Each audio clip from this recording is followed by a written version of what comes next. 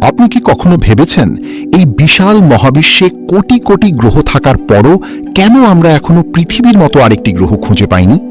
এটা কি শুধুই কাকতালীয়, নাকি এর পেছনে আছে কোনো নিখুঁত পরিকল্পনা? বিজ্ঞানীরা যখন মহাকাশে গ্রহ খুঁজছেন তখন তারা একটি বিশেষ শব্দ ব্যবহার করেন, গোল্ডিলক্স জোন। এই গোল্ডিলক্স জোন এমন একটি অঞ্চল যেখানে তাপমাত্রা না খুব বেশি না খুব কম, ঠিক এমন যেখানে তরল পানি থাকতে পারে। আর আমরা জানি জীবন টিকে থাকার জন্য পানি অপরিহার্য। কিন্তু প্রশ্ন হচ্ছে, শুধু গোল্ডিলক্স জোনে থাকা কি জীবনের জন্য যথেষ্ট? উত্তর হচ্ছে না। কারণ পৃথিবীর মতো গ্রহ হওয়ার জন্য শুধু সঠিক দূরত্বই যথেষ্ট নয়। পৃথিবীর ভর, বায়ুমণ্ডল, চৌম্বক ক্ষেত্র, ঘূর্ণন গতি, অক্ষের ঝোঁক, চাঁদের উপস্থিতি সবকিছু একসাথে নিখুঁত ভারসাম্যে থাকতে হয়। এই সব শর্ত একসাথে পূরণ হওয়ার সম্ভাবনা এতই কম যে বিজ্ঞানীরা এটাকে রেয়ার আর্থ হাইপোথেসিস হিসেবে আলোচনা করেন। অর্থাৎ পৃথিবীর মতো গ্রহ অত্যন্ত বিরল হতে পারে। পৃথিবী সূর্য থেকে এমন দূরত্বে রয়েছে যেখানে পানি তরল থাকতে পারে।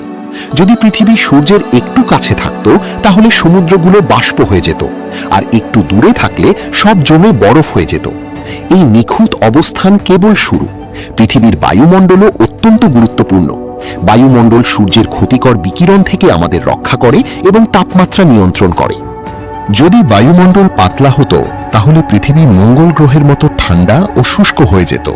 আবার যদি খুব ঘন হতো তাহলে শুক্র গ্রহের মতো অতিরিক্ত গরম হয়ে উঠত। পৃথিবীর চৌম্বক ক্ষেত্র আরেকটি গুরুত্বপূর্ণ বিষয়। এই চৌম্বক ক্ষেত্র সূর্যের সৌরবায়ু থেকে পৃথিবীকে রক্ষা করে।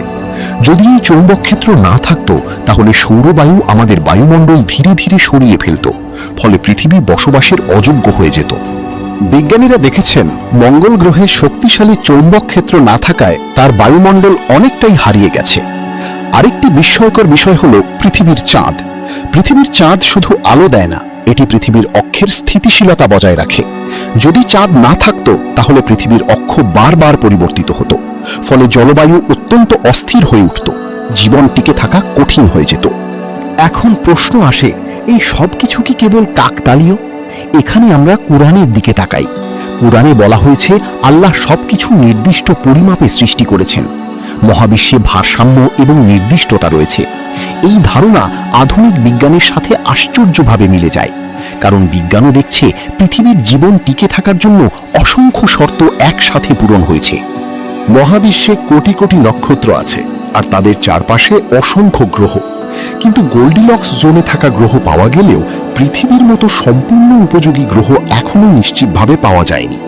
এর মানে এই নয় যে অন্য কোথাও জীবন নেই, কিন্তু পৃথিবীর মতো জটিল জীবনের জন্য প্রয়োজনীয় সব শর্ত একসাথে পাওয়া অত্যন্ত কঠিন।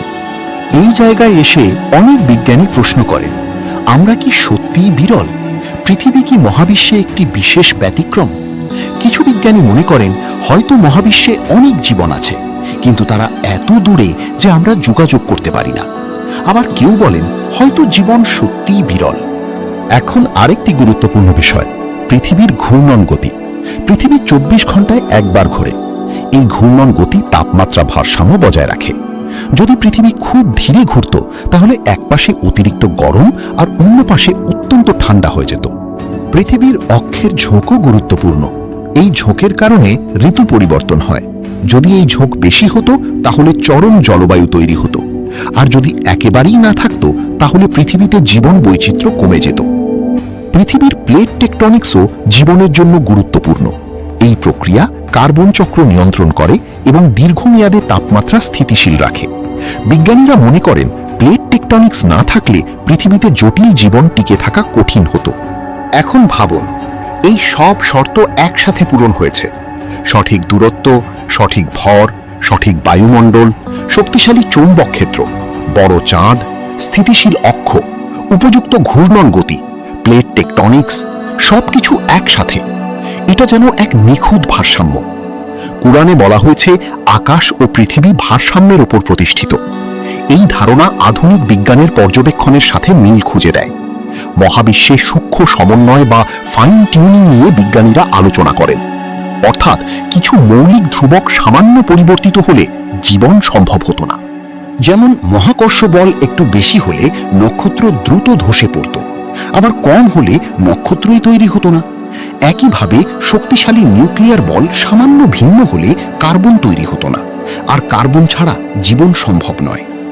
এই সব বিষয় একত্রে দেখলে মনে হয় মহাবিশ্বের ভেতরে এক ধরনের সূক্ষ্ম ভারসাম্য রয়েছে।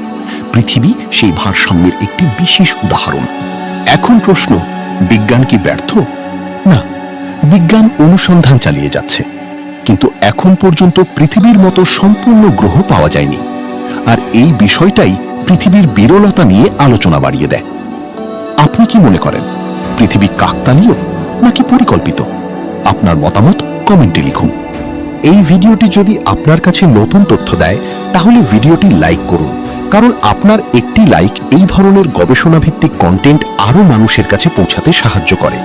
আর আপনি যদি প্রথমবার এই চ্যানেলে এসে থাকেন, তাহলে সাবস্ক্রাইব করে পাশে থাকা বেল আইকন অন করুন, যাতে বিজ্ঞান ও কোরআনের আলোকে এমন অবাক করা তথ্য মিস না করেন।